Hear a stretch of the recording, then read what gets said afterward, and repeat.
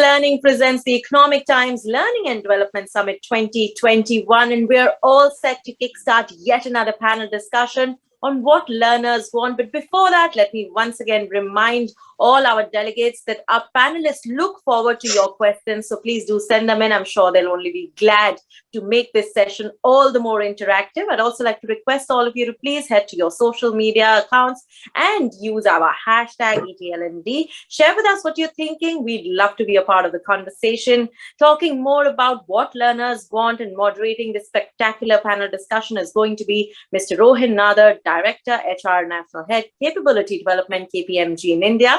And as I extend a very warm welcome to him, may I also present to you our panelists. We have with us Mr. Satyajit Mohanty, Vice President, HR, Crompton Greaves Consumer Electric Limited.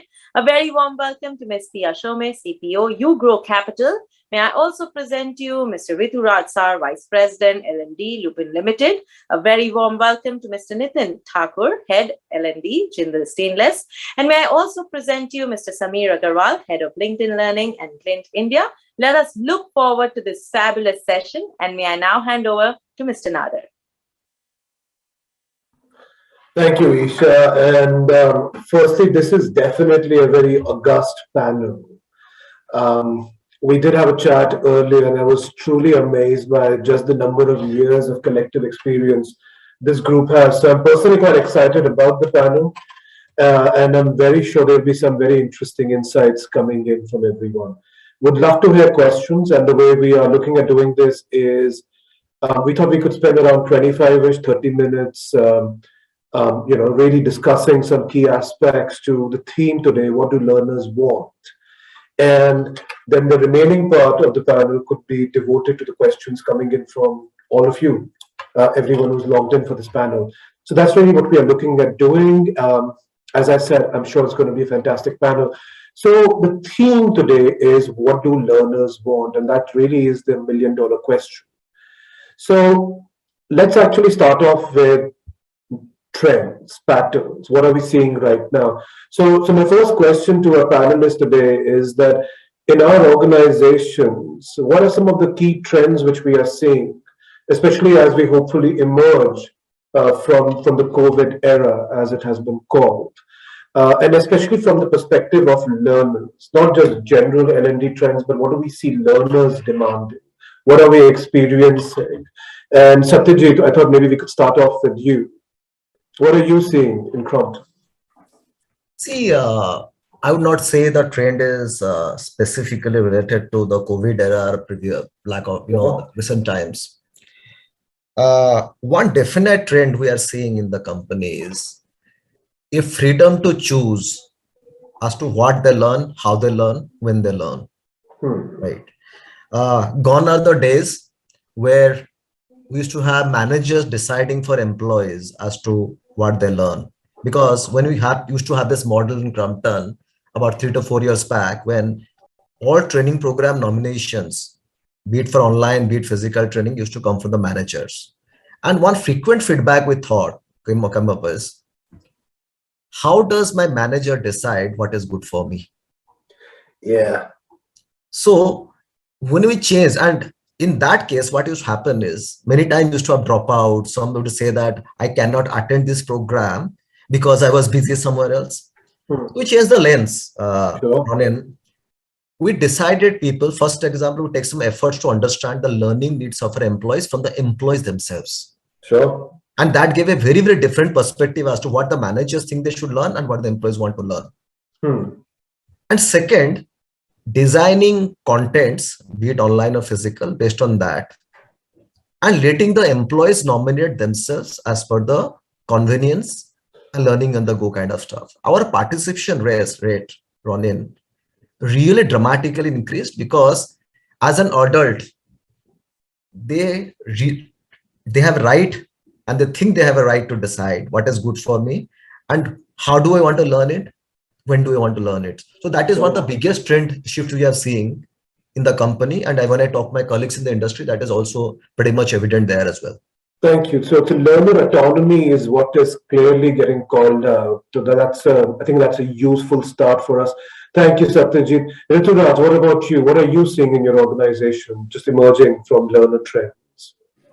Thanks, Rohin. Pleasure to be here. Of course, responding to your very specific question. Number one, COVID is not an era, it's just a milestone. We have gone past it and it's now part of our stride. And now the main question. Obviously, learner wants today more application learning than ever before. So solve my problems, solve my hands-on issues. Don't give me concepts, don't give me gyan, don't give me funda. Tell me, how do I tackle this particular issue on the floor for me? That's what learner wants today without COVID. So thank you. Very, very useful. So I've heard autonomy help me figure out application of this learning, not just Gyan. Thank you. Pia, what about you? What are you seeing? I think I would completely agree with Ritu sir and Satyajit. There is a lot of democratization of learning that is happening. It is more learner driven than the organization driven. Today, the organization has to ask the employee as to what do you want. But one of the most important things that I also see is the transitions that employees make in their career lives. So, for example, there are transitions from being an individual contributor to a team leader, from being a team leader to a team leader to a larger set of people, say more clusters or zones. And from that, from a middle management to senior leadership. Those are the transitions where we as an organization are playing a lot of emphasis. Because what happens is that you become a good performer and you're elevated. And you're elevated and the organization suddenly assumes that just because you've been a good performer, you'll be a good people manager. And learning is all about, it's not just an L&D function.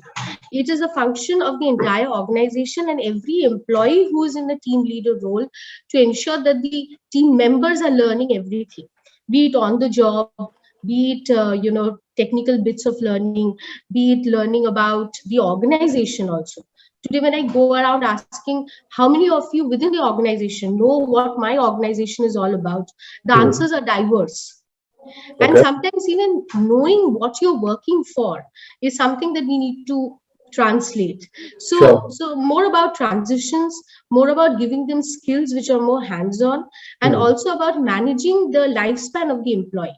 As to when you elevate them, as to how do you help them to get into that elevated position with more surety and be more aware.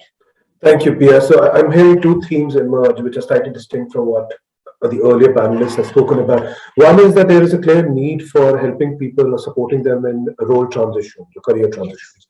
The other thing is that learning is not just, learning is shifting from learning being with HR to being a part of really the cultural fabric. You're seeing a much more clear focus now. Thank you. Thank you. Nitin, what are you seeing in Jindal?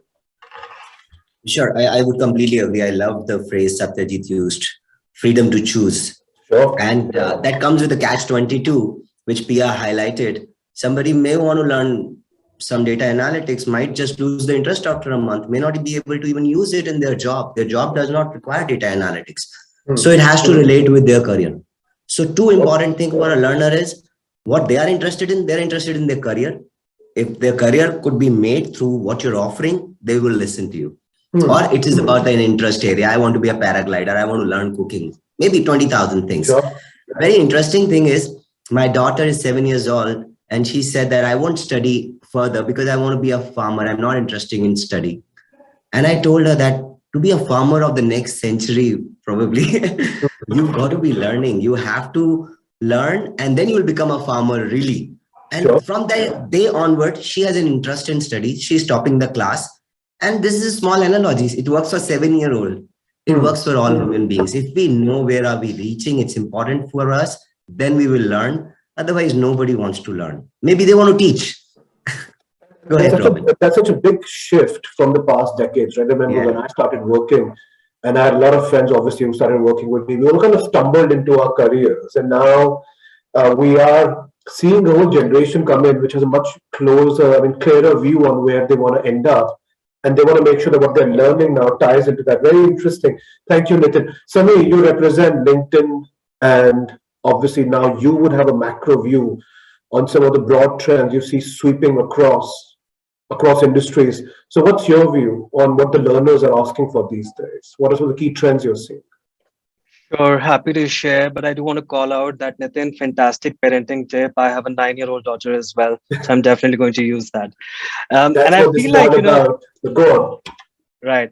And I feel like, most of the panelists have covered all the points, but let me try and paraphrase. And, the three key trends that we're seeing. The first is that, learners are becoming much more intentional about their learning. So there is proactive demand which is coming in. If you just look at what happened 2 years ago, learning was always a push. And now, as we've heard all the other panelists also speak, it's much more of a pull, right? And what that also means is that learning needs to be in the flow of work and the flow of everything else, Hmm.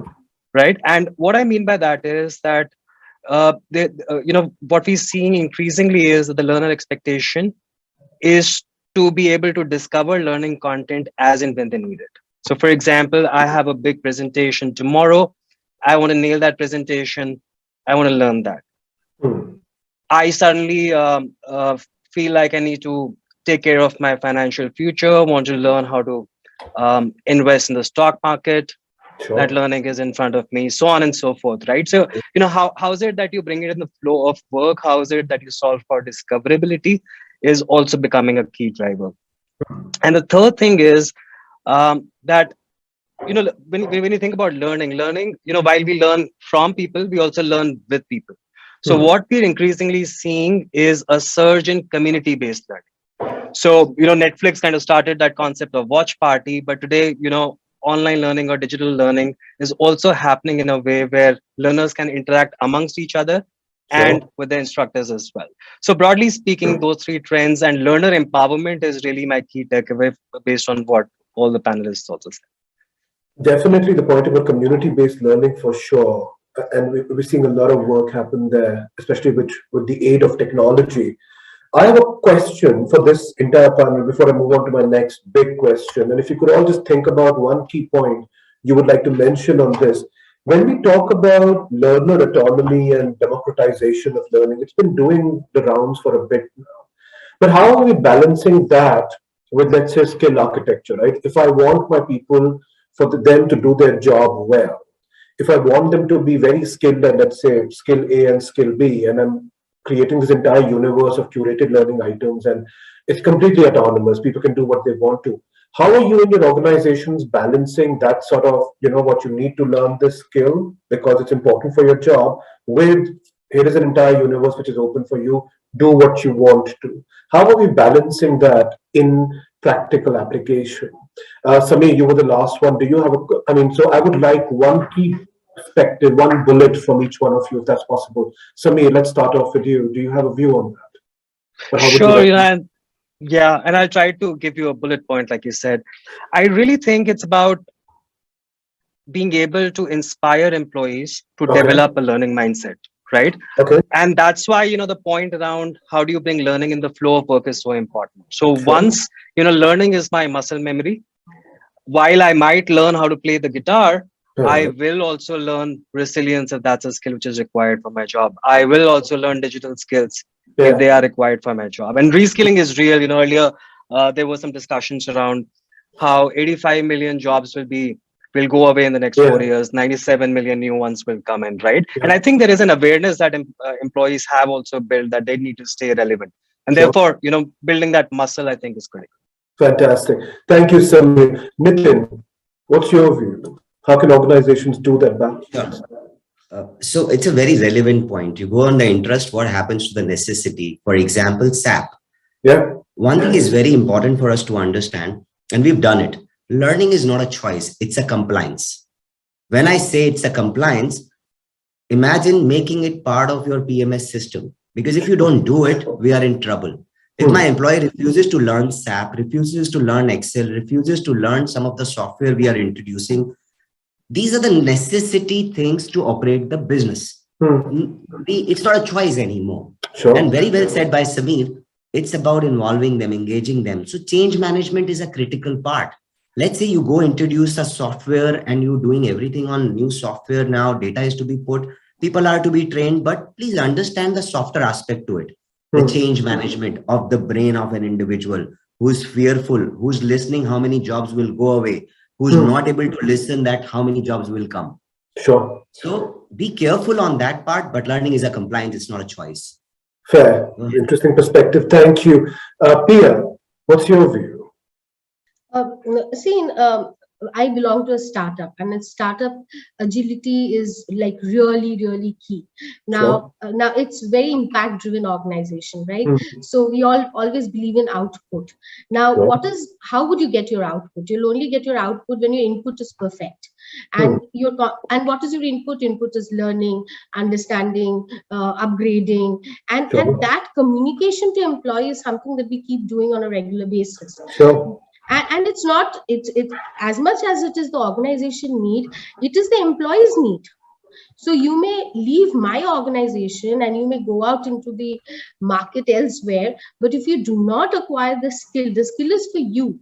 I often use this phrase and say that, you know, your career is your choice. It's like you bought a car, but you're waiting for someone else to fill the petrol to drive it. So if you don't fill the petrol yourself, which is the learning intent and the input, and we can give you the car, but you will not be able to drive it around. So setting that, I think creating that need and setting that expectation, communicating it in a way where people realize the importance of that skill. Super important. Yes, Thank you. More than we pushing it, you know, what happens mostly in L&D function is that we are trying to push the agenda. It seems like an organization agenda. But more importantly, it is the people, their own careers, and they have to like somewhere realize and rise up to the occasion. So that's important. Yes. Thank you. Thank you, Pia. Rituraj, what's your view? So your question about skill architecture is a resultant. It's not really something we work towards and design by design. So it's a resultant of two things: employee aspirations at one end and organizational or business requirement at the other end. Yes. Once these two get combined beautifully and blended beautifully, skill architecture takes shape. That's my thought about it. And finally, obviously, how do we really galvanize it better? Like Samir picked up from George Berson's expression of learning in the flow of work, I would say I'll pick up from Netflix. Their competition is with sleep. We learning drivers, our competition is with lethargy of employee mindset, lethargy of organizations' priorities, and therefore to keep focus on learning vis-a-vis lethargy. That's where is our competition as learning drivers. I love that parallel, Rituraj. And just to add on to that, one of the biggest challenges now is that there is so much cognitive noise, right? There's so many options you can spend your time on. How do we cut through that clutter and say, you know what, this is stuff which you would want to spend time on? Very important. Satyajit, let's wrap up this question with a view from you. The problem, Ronen, is going last is most of the points I've been speaking. Okay, I'll try to synthesize what Pia said and other panelists reflected. This is a question we have been asked often in the last 15-20 years of my career in consumer goods. And I compare ourselves with the IT sector, where a lot of employees in IT sector, though I never worked in IT one, take a conscious effort to learn additional languages, be it in Java, Python, etc. Sure. The answer we get, which you tried applying in the company, is people learn something when there is a clear-cut communication that for your growth, this is exactly what you need, which is something in manufacturing sector we don't do so well. Think of it, there is a production supervisor who wants to become a production manager. In most time, our communication to the employee is very fuzzy regarding what are the critical skills or knowledge he needs to acquire. There. Fair. Once you show the path to the employee, what Rituraj spoke about, combining both the architectures together, then you have got a solid business case for the employee to take an active interest in learning. So for example, the moment I tell, for example, that if you have to become a production manager, this is the technical knowledge you need to enhance, and this is how you should go about it. Sure. Start seeing a very, very strong propensity of the employees to start learning those. But most of what happens in appraisal system, we keep it very fuzzy that you need to improve communication skills, you need to this and that. How the earth somebody learn communication, nobody tells them. Sure. So IT, they do very well in terms of technical skills. They do very well, and that's the reason the propensity in IT is very strong. Thank you. So clearly establishing the need for a skill, ensuring that the need is in black and white, is not fuzzy, and ensuring that we are inspiring people to have a learner mindset. Thank you. Very, very useful. Now that helps us move to the next big question. Every time we're thinking about learner wants, and so last year we did a fair amount of work using design thinking to build learner personas and really think about what our learners wanted. One thing which very clearly emerged as a theme, and I'm sure you'll all agree with this, is learner experience. The other piece which has been a challenge for us is when we talk about learner experience, how do we really look at engaging our learners, especially in this virtual world which we have been thrust into, and even with maybe post-COVID, it will be a blended, but jury is still out on that. So what are your views? How have you gone about building learner engagement in your organizations? And for this one, I thought, Rituraj, we could potentially start off with you. Thanks, Rohin. Engagement comes along with some success based on the last time I got an input from you and put that into practice. Once I see that I am finding useful, implementable, and result-oriented inputs that I am receiving from you, easy to implement, and therefore acknowledged by others in system that this is having a positive impact on your deliverable of your function, definitely I am getting more and more engaged. So engagement not as an experience provider, but engagement as a change maker.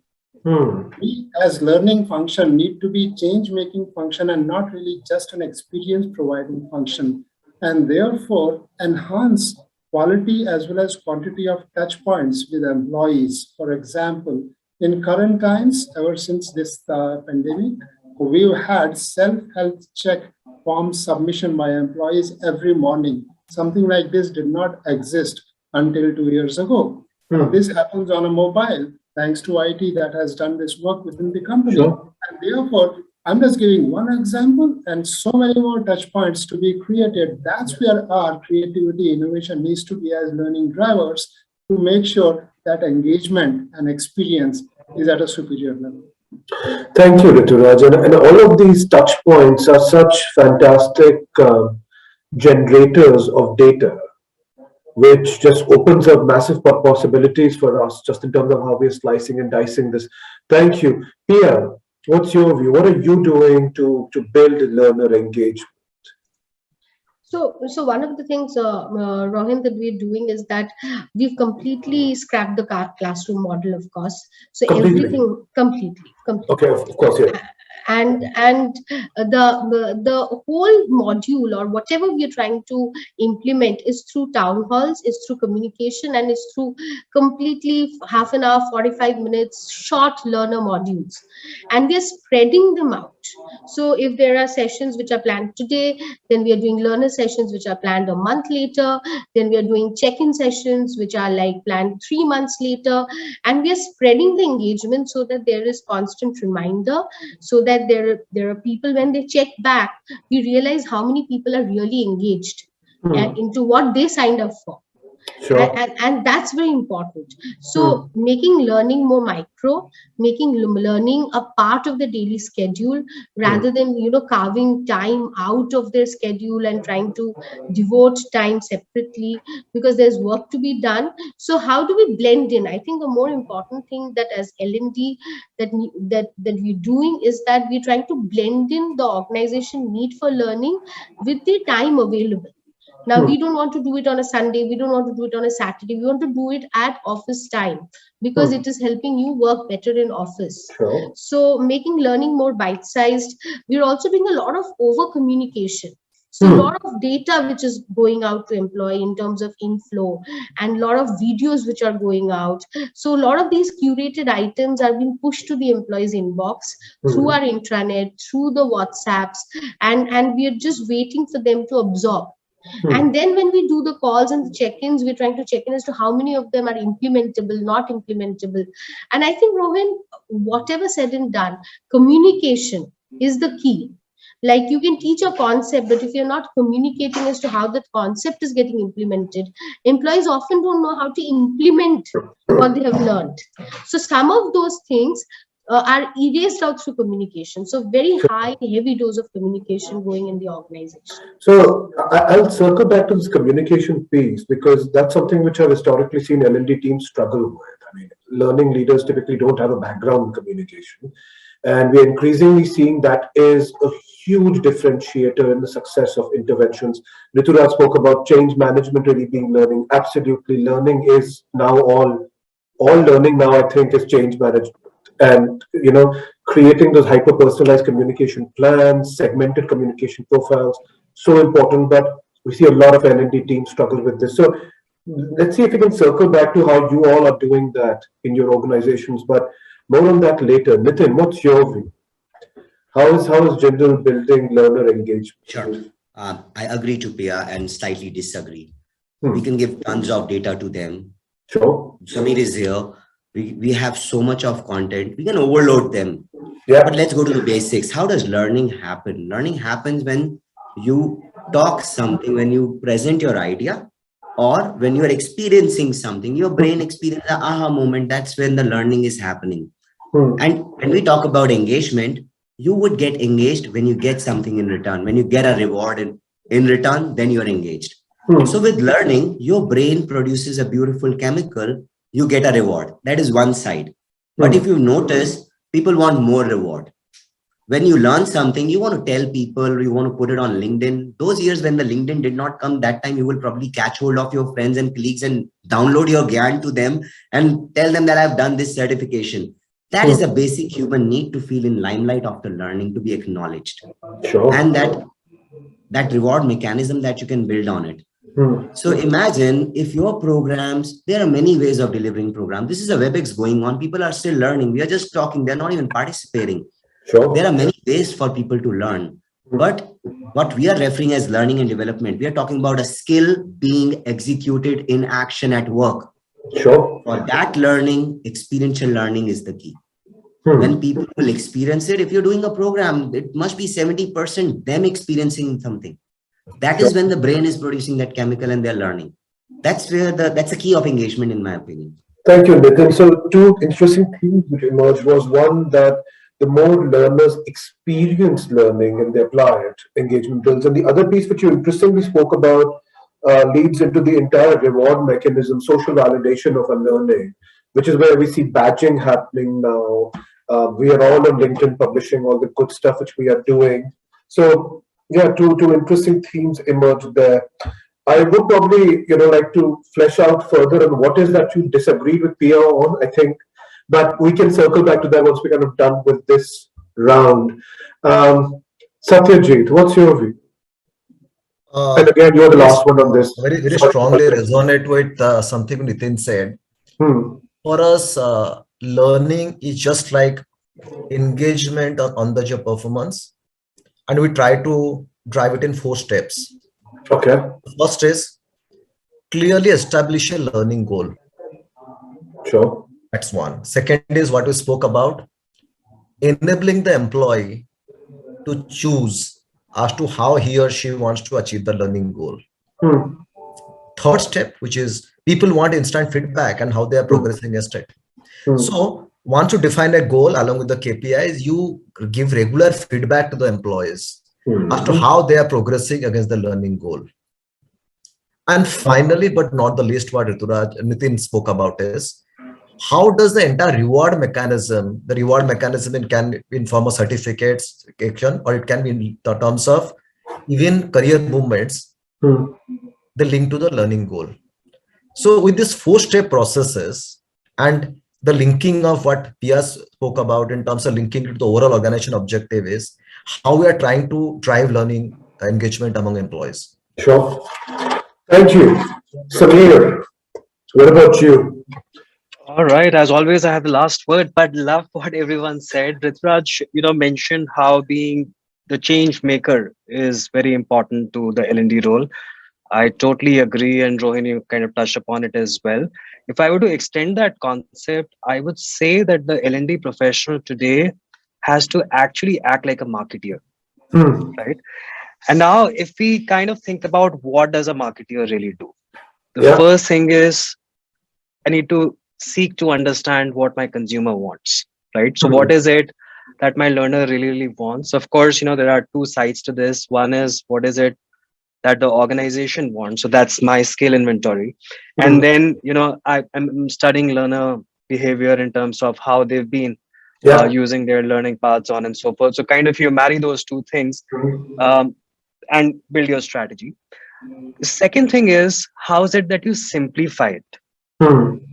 Simplifying things is the hardest, right? Like all of us know. As organizations grow, as they evolve, we end up creating multiple sources of knowledge, if you will, right? Now, can you bring it all together under one gateway and really solve for discoverability? So I know that, if I need to learn something, this is where I go. Easier said than done. The third, and I think that's really, really critical, is to create demand. That's what a marketer needs to do. But how is it that you create demand as an L&D professional? Well, one, you have to give your employees the time and the encouragement and the inspiration to do so. Right? You to lead by example. So how is it that you kind of activate your executives and your managers to really lead by example in setting that culture?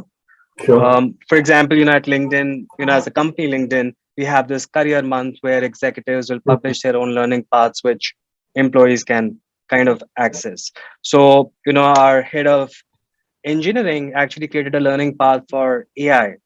And he said, well, LinkedIn, of course, AI is very, very important, but irrespective of what your role is, you need to have that language, right? So really leading by example, and that's how probably you create demand. So in a nutshell, my 2 cents, you got to think like a marketeer. And also, I think there is an opportunity for us to think of learning not as an independent program, but learning as an integral part of any program that you're running. For example, at LinkedIn, diversity, equity, and inclusion is a very important program / initiative for us, right? Now, learning is embedded into this program. So it's not a separate learning program, but DE&I, or diversity, equity, and inclusion, is a program. And at several steps, there's a lot of blended learning which is being provided. So make it part of a program, integrated with what the business is trying to do, is probably what will help drive success and learner engagement. Thank you. Some very interesting points which have emerged, and I'm very curious about a few things which I thought would pop up, but I did not see.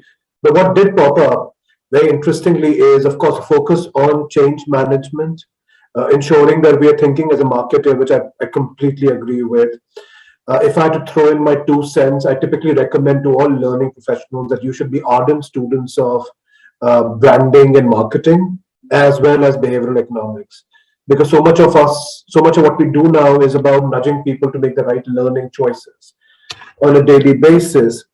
Embed learning into the business and the natural flow of things, make sure people are able to apply and actually learn, reward learning. So some very good points there. What I'm very curious about is when we speak about learner engagement, and we all do a lot of these panels and discussions. Some buzzwords which typically crop up, and not just buzzwords, I think they're very useful. We have tried out a bunch of them, is gamification, technology. None of you seem to have mentioned that. Just very curious. What's your view, Guru? And Sunny, this time I'll quickly start with you. If you could give me a quick view on that. What do you think about gamification and how technology is shaping it on? Do you think that you spoke about intuitively, simplifying stuff, and that's what technology does? What's your view? So first of all, great call out. Totally agree. Gamification is very, very important. So whether you're doing it through badges that you're giving on certain course completions, whether you're nudging various business units that you have and getting them to compete with each other. For example, at LinkedIn, we have like a regional competition where APAC competes with EMEA, competes with Namer, just kind of creates like a very good buzz. So totally for it. And, technology is making a lot of that possible now. So, most tools today have kind of drag and drop features that will help you Hmm. implement this gamification you spoke about. So totally 100% agree. Sure. So thank you. But let me ask a more specific question to the group. What about tools, let's say like virtual reality or augmented reality, which have always been popping up in now tools which are driving learner engagement? Have we had any experience with that? Do you think the time is now? Can I Satyajit? speak, Ronnie? Yes, please. On gamification, when I mentioned the third step of tracking progress, Yeah. feedback, gamification plays a big role in our company, Okay. giving them scores, points, etc. The competition. Yeah. Coming to virtual reality, augmented reality, we have started experimenting with those Okay. in the area of safety and environment to start off with. Yeah. Especially in the factory setup, we started experimenting Yeah. with that, for example, how do you operate a machine in a safe manner? Sure. Right? And that also contributes significantly to the learner's engagement. Of course. Yeah. Augmented reality is something we never tried before, augmented Hmm. reality. But virtual reality is something definitely which we are experimenting with this area. And of course, the $1 million question is, how do you translate this virtual augmented reality to some of the other skills you want to build in, which is skills in the marketplace or so-called Yeah. soft skills kind of stuff. Of course. These are the problems or puzzles you are trying to solve, but we are Sure. starting that with the technical skills, so to say. Fair. Virtual reality. Fair. Thank you so much for sharing that, Satyajit. Nitin, what about you? What's your view on this entire technology and gamification piece? Very, very good point. How I see virtual reality and then AR gamification, it's like an aspiration to buy a Harley Davidson. Okay. But can we really buy it that many for so many people? So practically, let's say we're talking about metaverse, there will be avatar that will be teaching you in future. Yeah. How many would be able to afford it for next 5 years, 10 years, 15 years? My big problem, especially from a manufacturing perspective, there are thousands of people and there is so much to train. And every month business comes and says, hey, there are more things to be trained within. And the speed is so much. Can we really afford it? Maybe we really talk about these technologies. Like Satyajit said very well, gamification. If you're doing any intervention, like Pia said, long-term interventions, and you're not including gamification, you will not get that kind of a data. You will not that kind of rewards. Those are afford right now easily. But AR, VR in everything, we might not be able to afford. We might be able to try on few things. And these technologies that coming up, I would say, let's get the basic right. Let's get the basic things in order first, which does not require so much of investment. Every manager has to be a talent manager. Every HOD has to be a trainer. Let's get those low-hanging fruits first. We have platforms like LinkedIn where they are providing what we need right now. Sure. Thank you, Nitin. Very sage points, I would say. Thank you. Rituraj, what's your view? Technology is not an alternative or an option we may not take. It is very much part of the game. Sorry if you did not hear it from our during this discussion. Gamification being used in a very live manner in the sense that best of the best implementation cases year after year getting acknowledged, rewarded, and being actually showcased for rest of the company. And VR and AR being used very, very inaugurably in the technical training space with manufacturing context in our case. That's how we've been doing it. And of course, if we want to hear that your time is now for this, for learning overall, probably not as yet. Thank you, Rituraj. Pia, wrapping up this question with you, what's your view? So Rohan, we're a very new organization, and it's been only for the last 1 year that we're going through this transformation journey. So for us, we've not yet embarked on the gamification, but having said that, this is something that is clearly up on our radar, and this is what I've seen in my past is that the moment people are competitive, people get things done. So in the past, when we've gamified even a small thing like the number of steps or even a health consciousness, or something that's got to do with wellness, or something that's got to do with how many people are learning in each department. And somebody mentioned reward, and reward is extremely important because it releases the dopamine, I guess. Sure. And people get into that competitive spirit, and they are all out. So that's something that we really want to do, but we've not done as yet, but I've seen in my past that it is something which is very relevant. Lovely. Thank you. So to wrapping up this question, what I heard from the group was technology is embedded, and everyone agrees that that is very strongly influencing what we're doing in learning. Gamification is inbuilt in a lot of the practices which we are doing. AI and augmented reality, virtual reality, we are trying out, but the question is of scalability, the economics of it, and how it really shapes up in the future. Currently, the jury seems to be still out on how strongly we'll adopt that. Thank you. Thank you, everyone. The next question now is I think more specific, and it'll be very interesting to see the inputs which come in from this very diverse group.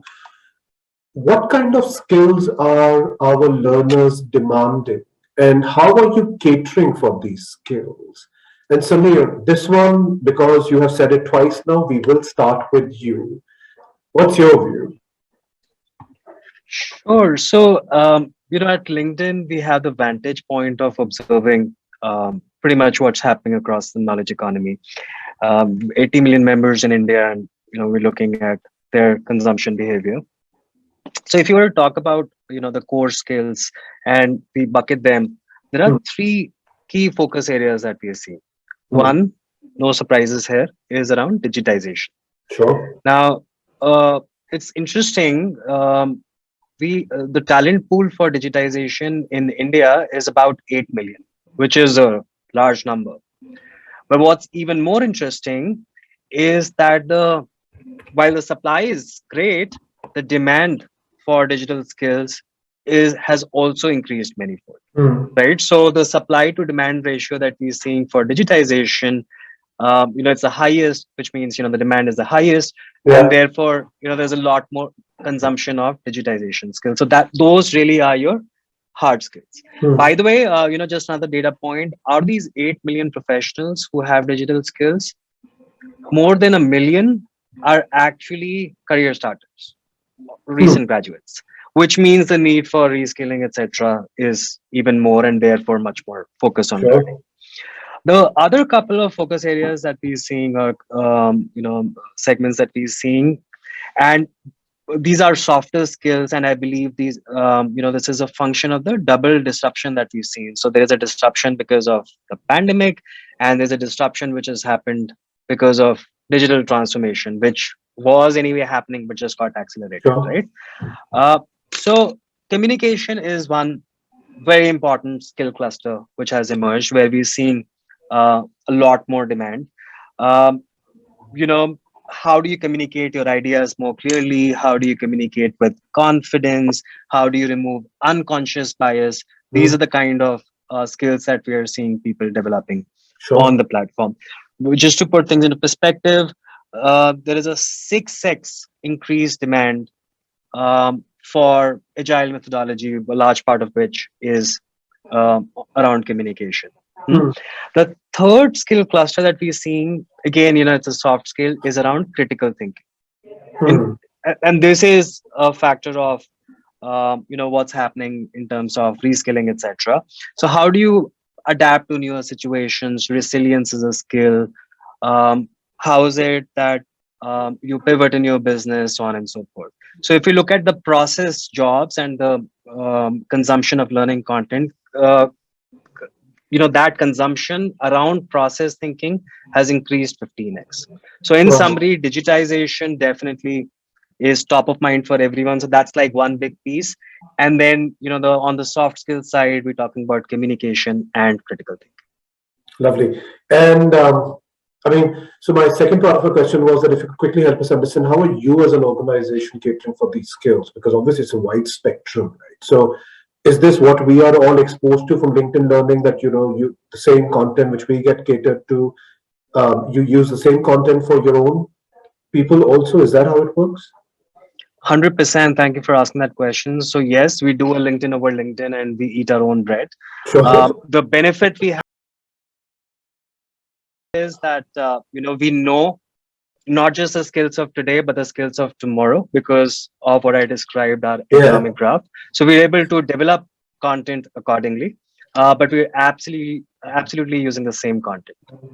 And of course, there'll be some in-house content, etc., which could be compliance related, specific product related. And that's where the concept of blended learning comes in. If you remember, I was talking about creating a common gateway for your employees, right? Yeah. So it's not just general content which you'd find on a platform like LinkedIn Learning, but it's also content that you build on your own, which could be your compliance content or your SOP type information, internal processes, so on and so forth. Sure. Thank you so much, Samir. Interesting insight there. Definitely LinkedIn has the vantage view there. Satyajit, what's happening with your organization? What kind of skills are we seeing? Of course, the answer I'll give is specific to my experience in Crumpton. Of course. It relates to what I said earlier in defining the learning goals. For example, for innovation function, we have put design thinking as the key enabler of driving innovation. As an organization goal, when we said that we are committed to design thinking, there's a huge demand for the side of the employees on design thinking. On the sales and marketing side, especially, we are trying to drive analytics as a key enabler for getting insights into customers and consumers. So when you clearly defined as an enabler for career progression and growth, we are seeing a tremendous surge in demand from the employees about everything related to analytics, right from how to develop Excel to various data. Sure. Right. Sure. In sales for the marketing, we said that to become a general management grade, you need to have experience of brands as well as experience of trade sales. So suddenly, the same sales guy used to only talk about retailing skills or merchandising skills, etc. Now they want to know about brands because you have established a learning goal for them for growth. So our demands that you are getting is largely linked to what you are defined for employees as the critical enablers. On top of that, that is the how tying in the employee aspiration with the organization priorities. However, there is some underlying concept which is cutting across all, even if we have not defined that as a key organization priority. For example, supply chain and finance guys want to know about Bitcoin and your entire thing about how the entire system works, right? Or let's say HR guys, for example, for my case, they want to know a lot about facial recognition, how does it operate, video coding, how this happen, and all those stuff. These are stuff they read as a functional domain and they want to learn about it. So we have seen two kind of search. One is the learning, the kind of examples I gave, driven by organization priorities, and other trends which is seen in the organization, which Samir called is interdigitization piece. This is the two trends I'm seeing in terms of what kind of things employees want. And Satyajit, could you just quickly help us understand, maybe in a few key bullets, how is your organization catering for this? Are you doing a lot of partnering with platforms like LinkedIn? Yes. Unlike PIA, we still we are a traditional company. Still, there is a heavy dose of physical instructor-led programs. But right now, we are marrying this to three perspectives. One is the physical instructor-led programs. Then we have got platforms like Degrade, which is primarily AI-enabled platform to drive learning. And third, we have introduced is on-the-job coaching-based skill development. Even this coaching-based skill development, we are even going right till the frontline level. It's not that we have only coaches for the senior leaders. Even for territory manager, etc., we have appointed coaches how to execute in the marketplace. Very interesting. Thank you, Satyajit. That was very, very useful, especially the coaching piece for everyone. Rituraj, what do you see? Agree with all the 3 points that Samir mentioned about visualization, critical thinking, and of course communication. These 3 are the focus. Obviously, there are 3 more that I would like to quickly add up to this. Of course. Number one is most importantly problem-solving skills and capabilities rather than actually getting stuck, etc. And there is a lot of whole associated areas of this. I would not elaborate on that. Whether it is ambiguity management, uncertainty management, things like that. But basically, focus overall in the problem-solving piece. Second piece is ownership-driven work. which means high accountability, which means high entrepreneurial spirit, which means a lot of risk taking also, which means a bit of creativity as well. You own it up, you do it for yourself. So that ownership capability in employees, that is number two. Number three, and a very basic, dull, unromantic, least focused skill is deep listening. How we do these three things, your question, my answer, we do it with a lot of cross-functional assignments, projects that we have as a result of our, we've been growing 10 times in 10 years, notwithstanding last 3-4 years, but still we are not stung with success. And that's because we are very open to learn. We are hiring big time month after month, not only year on year. And therefore, we are learning a lot from new joiners. We are learning a lot from best of the best consultants around the world. We got all the consultants. We are learning from all possible sources. So continuously learning, not just complacent with accomplishment.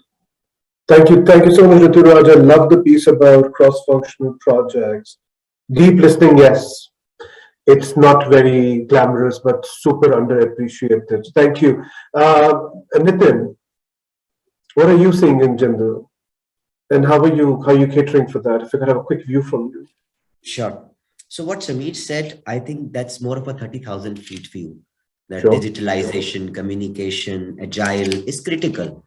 So I maybe talk to my MD or CXOs and say, do we need this generally? We say, yes, this should be the theme. Every function should have a digitalization strategy. Communication should be done at all levels of the organization. Agile should be, these are more 30,000 feet actions. But what Satyajit is saying, I think all the people who are listening to this, mostly from L&D and HR, what Satyajit is saying, that is going to be really, really getting us good returns. Because if you see the pattern, by the function and the maturity of the function, the patterns will change. Let's say finance, they might need SAP, Excel, and they need certain more certification. It's different. You see IT, they need certifications which might come expensive and that might come with a fear of retention of your people, or you probably go to procurement or logistics. The moment you go deeper in the functions, you will see different trends and priorities than the generalized things. Sure. And those priorities as per the functions really get a better return. That's what function needs today. So every function has to have their learning and development strategy. And that's where they can go and prioritize the things that Satyajit is referring about. Go ahead. Thank you, Nitin. So from your perspective, it's really about not a pattern as such, but about breaking it down so that it's specific to each business and function. Thank you. Here, as we kind of just coming up to the time which we had, what's your view to really wrap up the question which we had asked? You've heard everyone share their views. You are in a startup. What are you seeing? So in I completely agree with all of them, and some of these things we really see as a requirement on a day-on-day basis. Agility for us, the first and foremost is one of the skills that everybody needs is project management, and that's something we are focusing on. Because in a startup, it's very easy to get scattered and easy to lose focus, and employees often go haywire thinking as to how do I go about it, because there's too many things happening at the same time. Agility is something that's extremely important. One of the most important things that we're investing in is coaching, because what happens is that when you're moving so fast, you need to fall back on, you need those people in the organization who can be your mentors and coaches, who can guide you. So that's something that we are heavily investing on. The other piece that we're heavily investing on is that everybody has to take up ownership and leadership. Now, especially in a startup mode, you cannot always behave like somebody will be constantly guiding you. You have to be self-motivated, self-driven, and that is something which we're focusing a lot on. So those are the skills that we primarily focus. Lovely, thank you. So it's an interesting question. I mean, the question was all right. I guess the responses were more interesting. So we heard some patterns emerge, but we also heard a counter view that it's not really about patterns as such. It's about ensuring that you are really working with each business, drilling down to the kind of skills, the proficiency levels they need for on each of those. And then from a startup perspective, we heard about agility, coaching, ownership, and leadership. interestingly, a lot of organizations are also really focusing on the startup mindset as a skill these days. But we are just off about time now. So just wanted to wrap up this by saying thank you to everyone who was on this. Such an interesting set of views which we heard today. And I think our MC is back to boot us out of the virtual class. So Isha, over to you. Thank you to all of you. I hope you all enjoyed yourself. I certainly did. Thank you. Thank you so very much, Mr. Nadar, for really bringing such fantastic ideas and views from our panelists. You very rightly mentioned that we have our panelists joining in from diverse segments, industries, and really bringing to us such fantastic views, experiences that they've had in their organizations. And I think it's been a great learning experience for all our delegates here. So thank you once again for your presence. And I'd like to request all our delegates, in case you'd like to connect with any of our speakers, please feel free to do so, because this platform allows you to network and learn from leaders. Of course, they'll be more than happy to connect with all of y'all.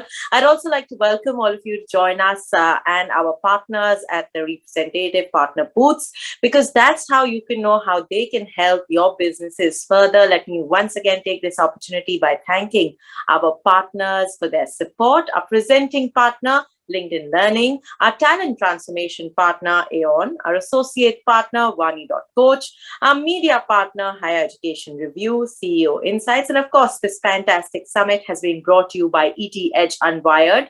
Just like our panelists right here, we have a lot many more segments all for you. Each of them brings some learning or the other, so please do stay tuned because a lot more on the other side.